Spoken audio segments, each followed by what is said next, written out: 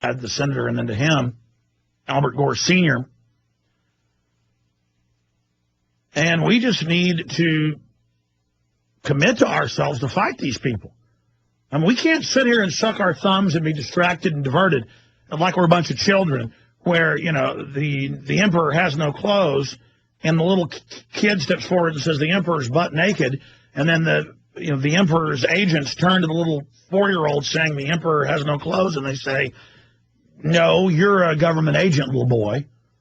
It isn't about the little boy. Let's just say the little boy is a government agent. He's evil. But why would he be exposing the emperor? But let's just be mentally ill. Let's just say the little boy exposing the emperor is bad. I'm bad. I'm bad. But can you look with your own eyeballs and see if the emperor's butt naked or not? I mean, you know, I understand. I'm bad. Let's just end that argument now, because my goal is to defeat the New World Order. So let's just say I'm bad. I'm everything bad. Everything bad in the universe emanates from me. It's not true, but let's just say it. Now, can we address the New World Order? Can we address what it's doing and what it's up to and what's happening? Let's go to calls. All right, I'm out of control here. George and Madison, Steve, Josh, Tim, David, others. Go ahead. You're on the air, George. Hello, Alex. Hi. Hello, Alex. Yes. Hi. Getting back to weeding out the good and bad military, I got a friend that did Black Ops over 30 years ago, and I wanted to share with the listeners a couple things he told me. Back in the 80s, the military issued a memo to all officers asking if they had a problem putting a gun to civilians' heads and pulling the trigger. He said that if they didn't answer yes, that their career was over as they knew it. And number two, that he still has friends in active duty that told him that a whole boatload of microchips had just recently come into the country. And I asked him if they were just for kids. He said no, for everybody. God bless you. All right. God bless you. Anything else, sir? That's it. No, I mean, this is on record. This is not a secret that special forces, especially the Delta Force, when they graduate or they've done the physical stuff, they've done the survival training, they've gone through all these levels. They're then given Machiavelli's book, The Prince, which says the end justifies the means. So you got to do evil to protect good. You got to stage terror attacks to beat the bad guys, because you're still the good guys. And you've got to do all these horrible things. It's kind of a play on what Churchill said about the truth must be guarded by a bodyguard of lies. But really, once you've played that little mind game, those are just evil people that are manipulating folks who would be somewhat good to start down the road to the dark side. That you're going to get this power and be evil and do these bad things for the greater good, because the enemy doesn't follow the rules. So we got to break all the rules too, so we're on an even playing field. You got that soldier, and they're already on such a power trip and so committed to this that they say, yes, they'll do it. But a lot of them say no. And, they start them out doing a lot of just regular missions. And then, by the time they've been, say, an Army officer, not even Special Forces, just an Army officer, they say, okay, we want to recruit you, Captain, into the Central Intelligence Agency. And we want you to do this with this agent and to work with organized crime, say in Chicago. This is a true story. And then the individual goes and they're dealing drugs in Chicago. In that case, they said they couldn't do it and left. And their career in intelligence was over. But, the government runs the major prostitution, folks. The ones they don't run, they bust. They run the cocaine.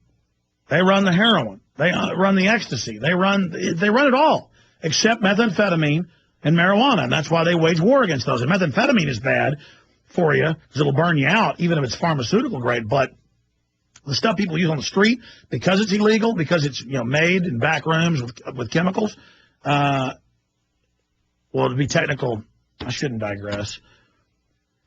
They control the sub-ingredients to methamphetamine. And so people can't get those, so they have to take, instead of 2 or 3 ingredients, they got to have 10, 15 ingredients.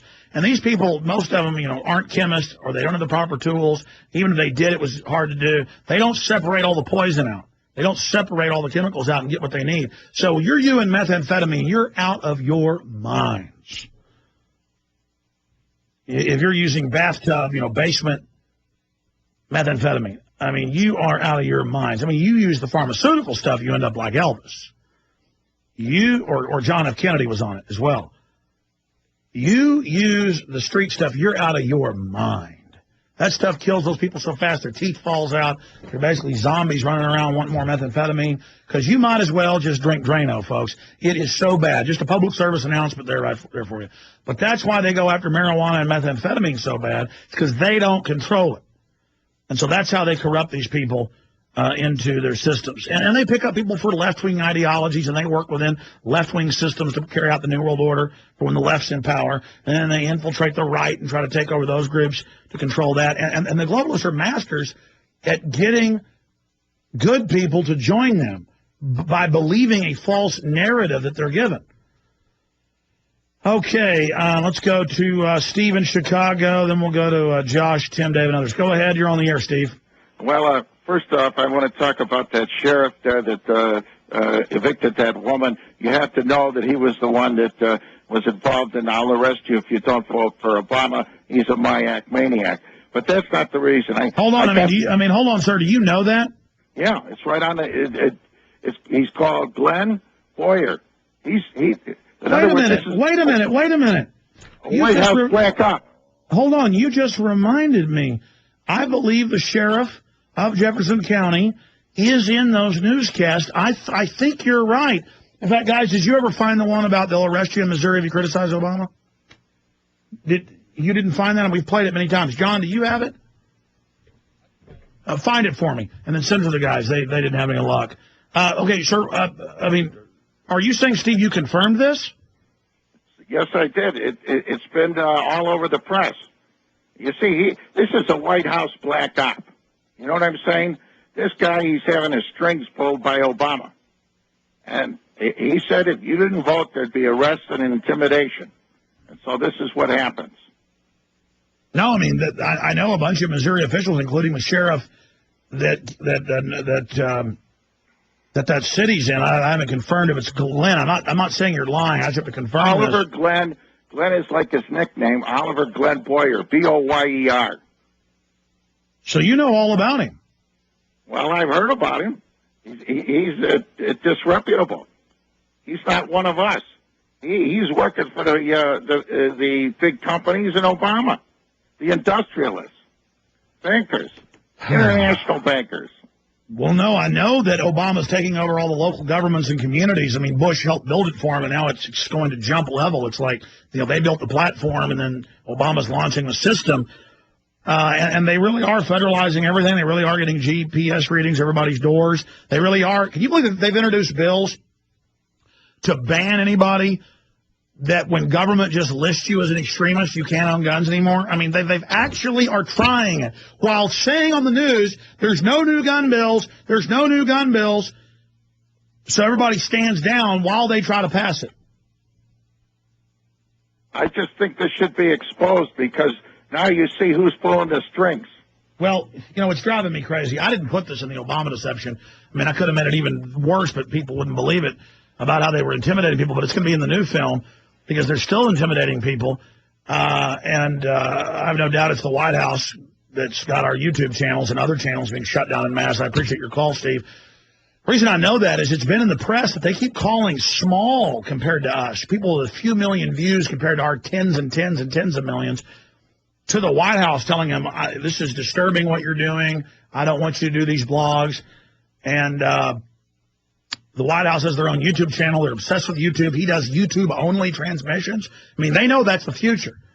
And we have just gone so viral on YouTube especially that they are censoring us. And that's coming up next hour. I promise to get to your calls right now. But this is driving me crazy. There's a bunch of newscasts out of Kansas. It was linked on Drudge Report. It made national news. Let me think of the exact headline. Hold on. This is a good exercise we do on air because it gets listeners to go look it up for themselves. It was, man,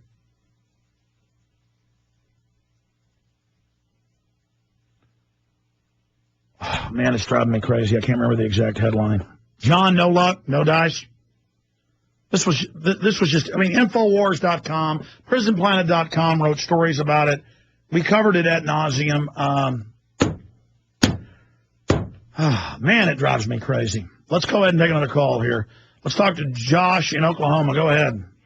Yeah, I'm one of listeners that saw your videos on YouTube and